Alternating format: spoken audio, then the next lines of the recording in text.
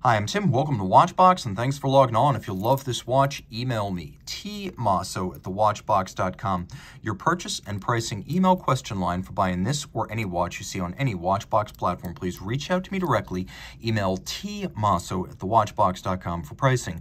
Today, we have a lovely watch from the Pilot's Watch collection at a company known for its Pilot's watches. This is the Sinn 856 UTC. And answer to the question, how can I find a distinctive feature-rich watch at an entry-level price point? Oftentimes, less expensive watches are highly standardized. They don't have a lot of interesting features or technologies, and their styles can even be somewhat generic from brand to brand. That is anything but the case here. So the watch, in hard black-coated tegimented steel, measures a delightful 40 millimeters in diameter by 11 millimeters thick. From end link to end link, the total distance across the wrist is 52.3 millimeters, but if we just measure the case from lug to lug, then it is about 47.5 millimeters. So it really does become a whole lot easier to wear if you put it on a strap. As it is on the bracelet, I could recommend it for a wrist as small as 14 centimeters in circumference. On a strap, even smaller, potentially making this a unisex option if you wear it on a strap. It is flat enough to fit underneath the cuff, though as striking and stark as it is, it's not much of a dress watch, but take note, it will wear underneath a very, very tight cuff. Taking a quick look, we see that the same treatment's been applied to the bracelet as the case. So zooming in, you can see that we have Tegiment. Tegiment is Sinn's term for a carbon-diffused steel that has hardness of up to 1,800 Vickers, almost like sapphire, for several microns spread across its surface and then penetrating inward. Now, the reason a lot of watches with hard black coatings chip and disfigure so easily is because the steel underneath the hard black is so soft that when impacted, the steel underneath collapses, causing the hard black to crack. Well, here, with Tegiment underneath, there's nothing underneath the hard black to collapse, so you get the full benefit of its thousands of Vickers of hardness with a material underneath that will not allow denting and chipping.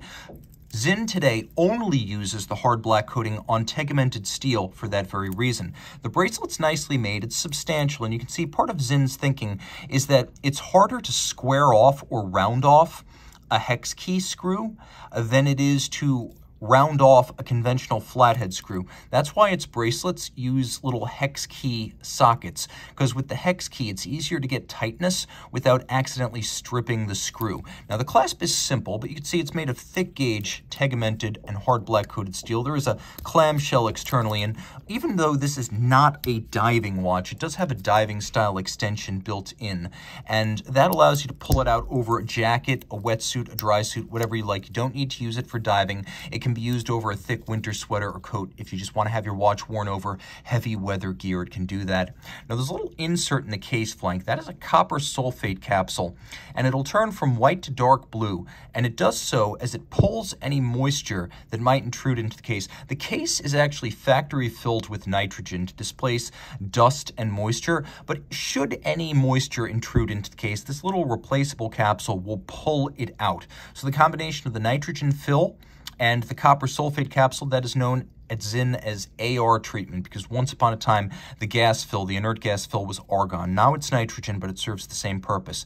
You can also see there's a little lacquered symbol on the dial. This watch is 80,000 ampere per meter anti-magnetic. That is 1,000 Gauss. So this is 1000 Gauss anti-magnetic thanks to a soft iron inner cage. The dial is instrument style, white on black.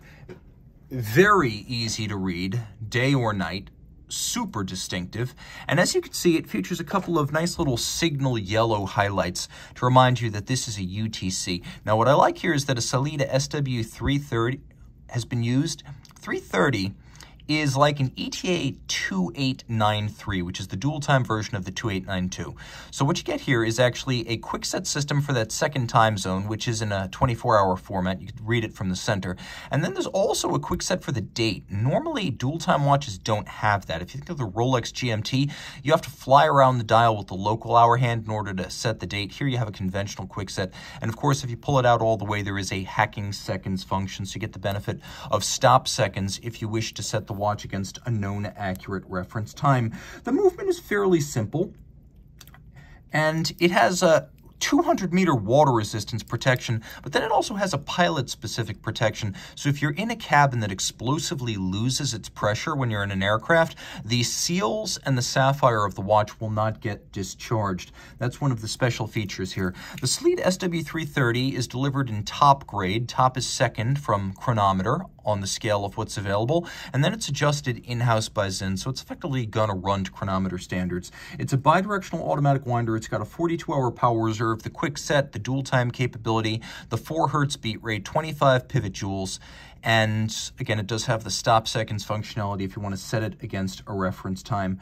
Reach out to Team Mosso at thewatchbox.com for purchase and pricing details.